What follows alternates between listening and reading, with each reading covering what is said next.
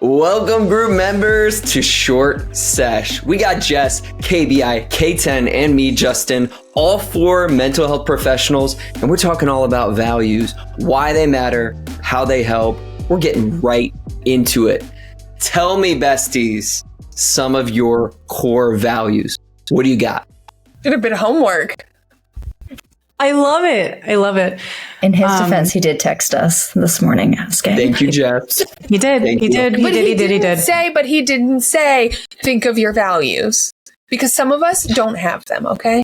He did say, you have everybody has values. Everybody has values, KBI. I mean, one of the things always comes to mind is family. That's a huge value of mine. Like learning. I think justice, and over the years, like objectivity, like taking things objectively and like a balanced approach has become a big value of mine. I love that, Jess. Mm-hmm. It's great. Mine, I think, to be honest with you, the first one for me is compassion. Just maybe self-compassion and compassion for others. And then what was the other one? Kindness. I was really trying to think. And then there was one major one. It was like openness, like being open to experience and open to other people's opinions and thoughts and feelings and all of that. I think for me, like, there are lots that you guys said, but accountability is a big thing for me in my life. Like being accountable for your words and actions. So if you say you're going to do something, you either communicate why you can't do it or you do it. If you fuck up, like you're taking accountability for that, apologizing, that type of stuff. Like that is a really core value, even in myself. And that's something that I look for, even just in the relationships that I hold. Love that. I can see, applies to so many things, which we'll get into of why these core values matter. But humor is a big one for me. Not surprising at all. But I just feel like I'm not shocked. Yeah. Life is tough as is. I feel like humor is so connecting. It was, my dad modeled it a lot. It's just something that's, I don't want to go through this life without like laughing and engaging with other people. But otherwise, I agree that compassion is definitely one of mine, and continuous growth, which relates to openness. But like, I always want to be growing and changing. What would we put on as like a working definition for what values are? Like, what are these things? Kind of like when I think about values, it kind of guides how you behave, maybe, or like the things that you find important, or maybe it kind of aligns you with the things that bring you the most joy in life. Literally everything I was going to say. It's like the things in life that are most important that guide your behaviors. I feel like that's a very apt definition. It is that, yeah. But I think that it's like similar to emotions in a lot of ways, right? Of like, they tell us which way to turn. It's like, it's another compass that we use to gauge of like what we're putting our energy into and how is this environment resonating for me or this person, which definitely had me thinking of like, have you had a time where either a work environment, school environment, a person where the values were misaligned? What was that like? KBI smiling big time. It's like a loaded question, Justin. Like, well, because Jess said it, and I wanted to make a side comment because Jess was like family, and I'm like, I wish my mom had that value. Okay. But truly, like, I realized, like, in that relationship, we did not have the same values. Like, just in how we treated each other, right? Accountability. We didn't have the same values in family. We didn't have the same values in how we treat ourselves or other humans. And so, you know, I had to make that choice. I just left a job that no longer choices being made there and choices that I was even making in that job that were affecting my family or things like that, I realized no longer aligned with the values that I had. And so I had to take those steps to make changes to find now I'm in a job that truly aligns again with my values. I love that.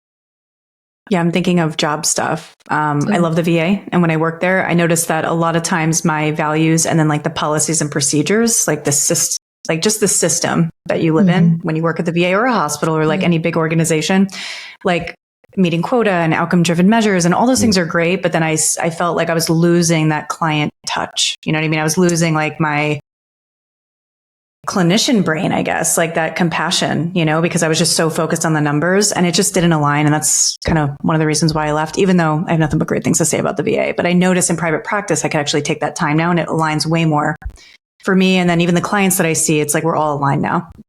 Mm-hmm. Yeah, the first thing that came to mind for me was like friendships over the years.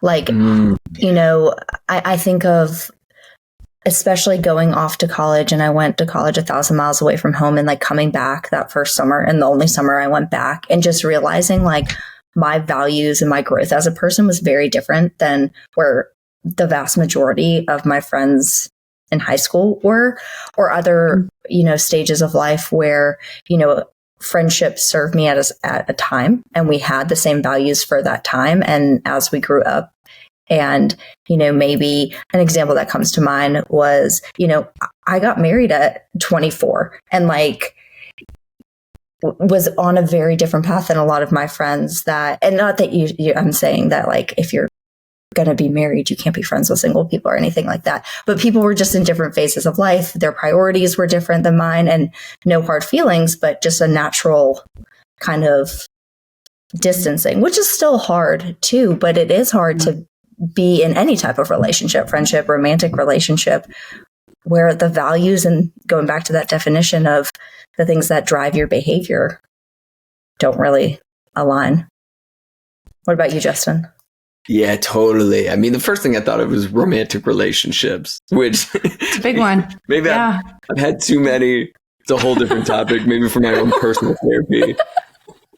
Crowd goes wild. But I think it's something that's interesting because what I was thinking about as y'all were sharing, because I was resonating with a lot you said is like, how much do we think these core values shift? Because my thought is, I think they can. And at the same time, I think when you look inward, when they shift, it's over a longer haul, which is why, like, when you're like getting in a relationship, you're in the honeymoon phase or whatever, it's like having people slow up and be like, take a look at this big list here, which we'll get into. There's plenty of core value lists. Be like, what would you pick from this? Because if they're picking, it's like your first date. First date. Life. Choose your values. I'm going to choose mine, and then we're going to see if they align. Don't want to waste anybody's time. I mean, it's not bad. It's not a bad thing to do. No, I mean, you learn something. Happy hour at the bar. I mean, you just slide the list over. Like, just pick a few. I just have this vision of the values card sort. I don't know if any of you all have. Oh my gosh! And you're like pulling out the values card sort at the bar, and it's like, here you go. So for our listeners, it's primarily used in ACT, acceptance and commitment therapy, but you identify, it's a long list of values, very important to you, not important to you, and you just kind of sort them, and then you narrow it down to like the top 10 most important values. But I just had this vision, like you having drinks at the bar, and then Justin, you're like pulling out just all over the bar. You got at that point, you got the whole bar doing it with you. Everybody's looking. They're like, they're not compatible. Like it's just like. But Justin, I really resonate with what you said because I think, like you said, do they change over time? I also think like big life events could also change your values. Like if you have like a really big life event or loss or something, you kind of look at life a little differently. And I always think values might change or you might modify things a little bit from there. Yeah. I think too, like if we go to what we talked about on Tuesday, right? We talk about self-confidence and self-esteem. Like when you start working through and beginning to raise your own self-confidence and self-esteem, like I know my values I had when I was in my lowest I didn't have values that actually attached to me as a person. Oh, wow. Versus when I grew and I, started to have compassion for myself, love for myself, things like that. I started to show values that then attributed to myself. I love that makes sense. Like, that's really cool. It's and so like looking over time, like that process as well, I think can shift your values as well. Definitely.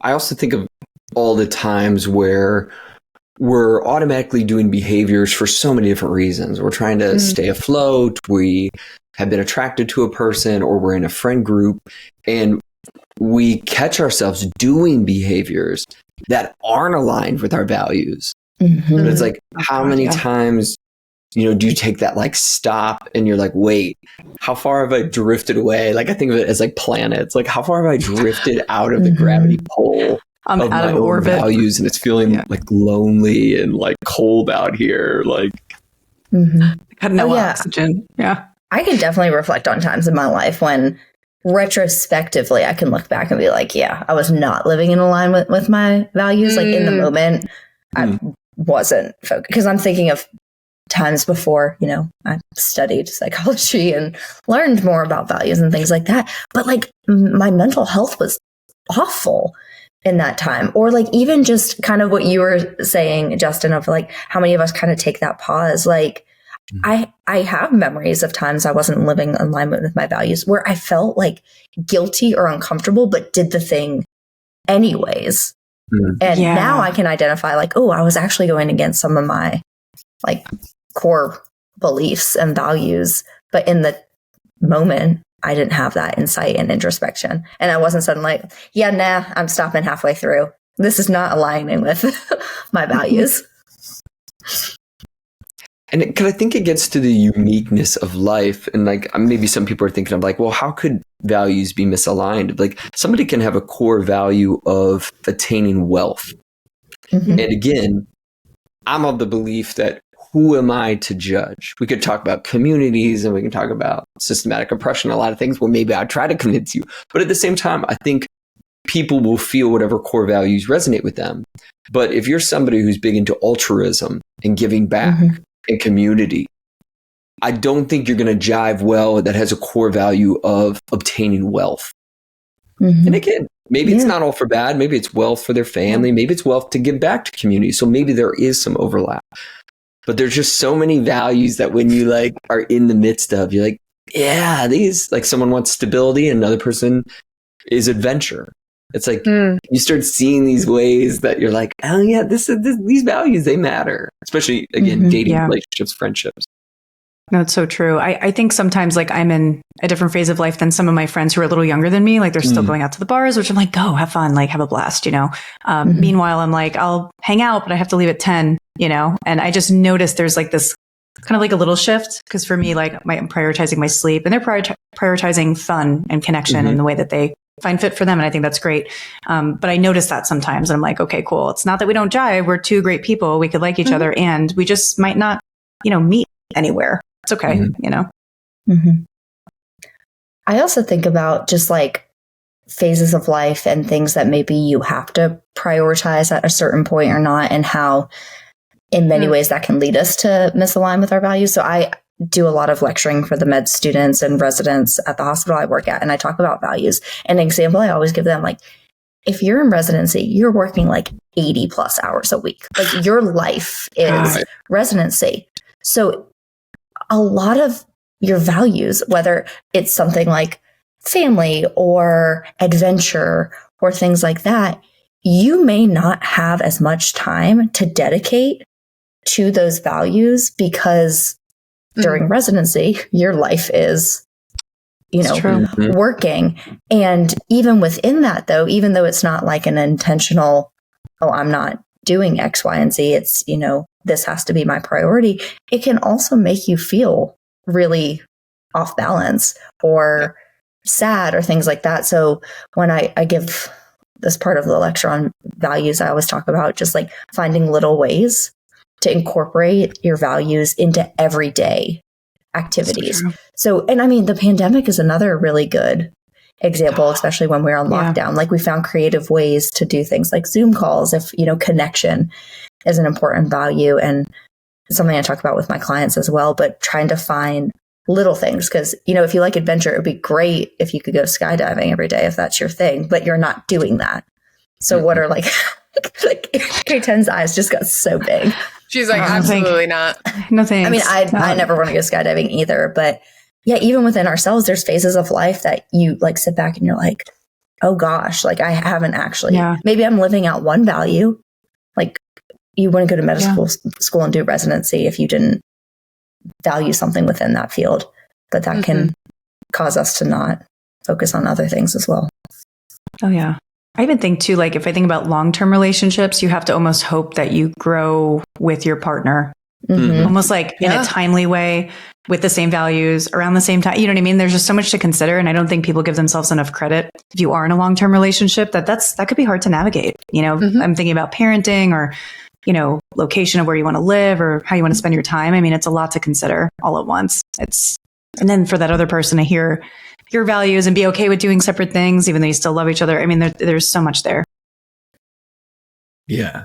Yeah, there totally is. Yeah, Jess, as you were sharing, I was thinking about how things have changed. 'Cause I think when I was, in my young 20s, adventure would have been one of my top values. And it's still there. But in reflecting, I'm like, see, now it's sort of shifted and adventure has dropped for me. I'm more into like stability. And now that I have a kid, it's like, I wouldn't say stability is one of my top values, but it's sort of risen from the depths of if I was ranking. It was very low, and now it's surfaced. It wasn't there at all. But then I think of something like humor. I'm like, humor's always been there for me. So I'm just sort of thinking sort of how my own values, some have been there, stayed there, and others have sort of shifted and changed through the phase of life, kind of what K10 was saying. That's so true. Yeah, because humor was never one of my top at all up until literally this year, like January. And I'm like, why don't I laugh more? Like, and then I was telling my partner, I'm like, why we need to laugh more together. And he's like, are you okay? And I'm like, yeah, I'm good. I just want to laugh more. So we literally started. Go ahead. I was going to say, it's because you met me and I'm hilarious. And Kristen actually dumped all of her values on me and I ingested all of them. And now I'm basically KPI. And now she has none. And that's why she has none. Literally. Well, that's so where good. it seems to align. You're like, just in the last year. And that's this like is it. when my humor has refined. Correlate isn't causation, but here we are. Right. We never know. But yeah, so we've been watching comedy like twice a night. We've been watching the Kill Tony show. Yeah, it's really funny. And we'll like go back and forth and try to roast each other like they wrote, you know, so it's like actually like a value that we could both share. But yeah, that was never important for me until recently. So it's Justin, to your point, they can change and some stick around. Yeah. Yeah, well, I know KBI brought up earlier the episode before. Check it out if you haven't already. All about self-esteem. You'll love it. Absolutely. And if you don't review. But if you did, definitely review. But that's not biased. Values definitely relates to self-esteem. Like part of me is thinking, if you had a client who's struggling with self-esteem, how would this, hey, we're going to look at values. We're going to do the value card sort. We're going to look at this list. How would it help someone who's struggling with self-esteem? Oh my God. Okay. So in the ACT workbook, there's a question that said, in a world where you had unlimited confidence, how would you like talk to yourself? How would you treat yourself? And I feel like if that's kind of low, you might treat yourself differently or you might engage in different things. That's the first thing that came to mind for me. What about y'all?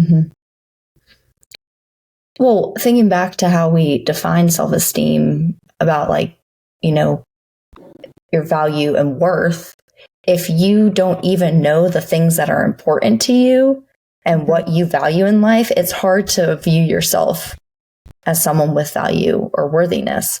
But if you're able to identify your core values, because we all have them, and then, you know, doing the behavioral engagement and things that align with it, you know, I'm thinking of like altruism or even just like giving. If that is a core value of yours and you decide to volunteer, you're going to find purpose. You're going to find value. You're going to find worth in yourself.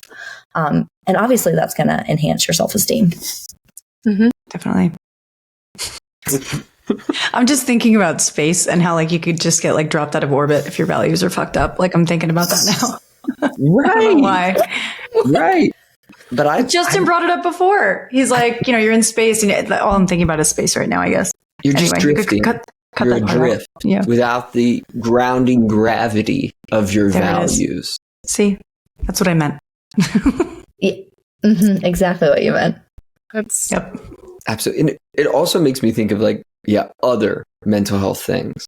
My mind jumps to like being burnt out. Maybe I'm showing a sign of it with my memory lapse right there.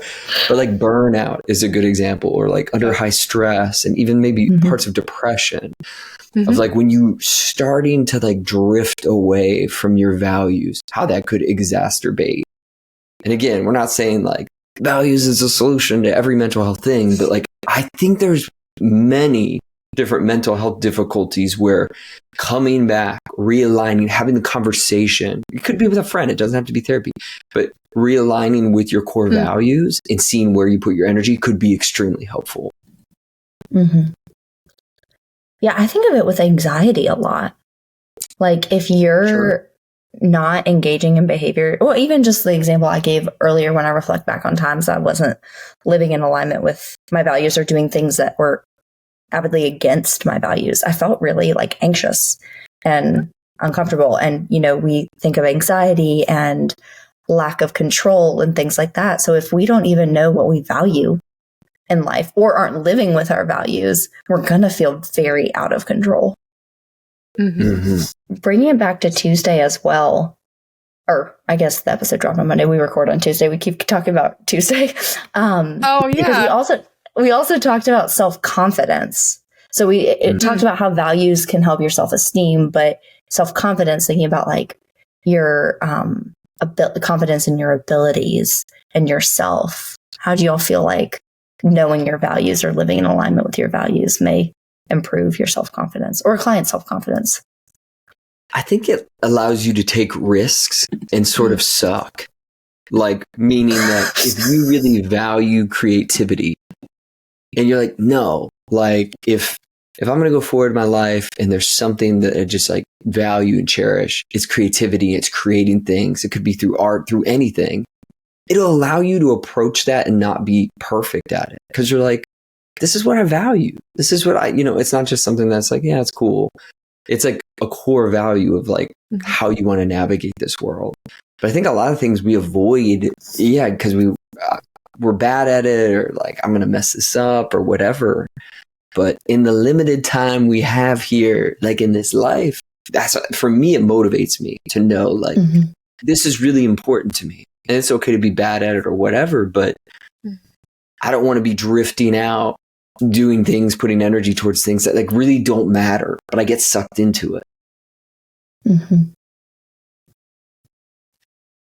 And I think like it's also remembering like when it comes to like self-confidence and self-esteem, like remember that values can be fluid a little bit. So like I think sometimes we also can become so hard on ourselves with values. So if like you have family, main value for me, like top 3, but I have to make a choice to do something that goes against family. Like I have like for the next 2 months, I have to cover someone's leave at work, which means I'm actually going to be working 60 hours rather than whatever. There might be times in our life where we do make choices that do go against our values, and for good reason, right? You know, I'm doing this for 2 months because they're going to give me a stipend that is going to be really great for us. And I think like, you know, when we do that, it can play a role in how we see ourselves, but it's also reminding ourselves like that values can be fluid, and that just because we spend time going against them doesn't mean that we're failing in our values. It doesn't mean we're a bad person. But that sometimes in our life, we have to make those choices. Because maybe we're making this choice because the end of this, it's actually going to benefit. Like me going against my values in this moment is going to benefit me actually in the long run. But it's also like you're playing like a mind game with yourself, right? You're you're playing that mind game that says, I should stay in line with my values because that makes me feel good. But over here, I know it's also the right decision, but I'm going to feel like shit about it. And so you have to kind of like talk yourself through it. Yeah. It'd be a hard decision. But I love that you brought that up, KPI, because one thing I tell clients, I don't know if any of you have ever used like the bullseye analogy with ACT. And so like the center of the bullseye is you living in alignment with your values 100% of the time. And I tell people all the time, like, nobody does that. Like we're human, but if you can identify even just your top 3 values and make active choices to live in alignment with those as much as possible. Because like KBI said, there are going to be times in your life you have to make choices. Like there are plenty of times that I make a choice to stay late at work to manage a crisis or things like that. That is taking away time from family. I hate it. And I know that if I deal with it today, that means tomorrow I'm going to be able to get off at a more reasonable time, spend more time with my family. So I love that you brought that up, KBI, because it is like you shouldn't feel guilt or shame around sometimes having to make choices that don't exactly align with your values. Yeah. I even think of the concept of like privilege and being able-bodied too, or just having some sort of physical something. Just say like you really value nature and walking, and just say you can't. Maybe you can't, you broke your foot or you have some issue with your feet or something like that. That's going to feel like a misalignment, but can you have a friend help you? Can you know what I mean? There's other ways to dive deep into the values and stuff like that. But I do think that there are barriers too for people that sometimes we overlook, and they might really, really want to engage in these things and they just really can't. And that's really hard too. Totally. Yeah. I thought of another example that I felt like if I didn't shout out to my OCD community, they'd be like, Justin, but like intrusive thoughts. Like so many times your intrusive thoughts are the antithesis of your values. But like when taking that pause, and I know for me, when my intrusive thoughts kick up, I'm like, yo, what are my values? Like, exactly. Compassion, like caring for other people. Like, and so I'm like, this thought is so opposite of that, but it recenters you to be like, I can't always control these neurons in my brain. And it could totally relate to anxiety or depression, but like, especially with intrusive thoughts, it's that regrounding of like, yo, this is definitely an intrusive thought. It is not in alignment with my values. So true. Absolutely. And K-Tim, one thing I wanted to add to what you were saying, because obviously working in a hospital, I work with a lot of individuals with like chronic illnesses or like physical traumas, and I do a lot of values work there. And sometimes too, there's the privilege with being able to live in alignment with your values, but you also have to shift how you live in that alignment, if that makes sense. So when you said, if you enjoy nature and you enjoy walking, but you have a broken foot, like, could you sit on your back porch if you have one and enjoy nature in a different way? Like I think of a lot of my teens I work with chronic illness who are athletes, and their chronic illness is no longer allowing them to play. So, can you still be part of the team? Can you still attend games, rallies? Could you do a different position on the team? So you're not playing, but you're still part of it. And that can be a hard shift too. But I think a lot of times too, we're like, oh, family, I have to spend time with them. That's not the only way you can show or live in alignment with your value of family, for example. Thanks for joining us, everyone. Please rate, review, share, and we'll see you next week for a full episode of Welcome to Group Therapy. But we want to know what you think about these short sessions. So let us know on Instagram in whatever way you can. Just shoot us a comment and DM, anything like that. And we'll see you next week. Bye. Bye. Ugh.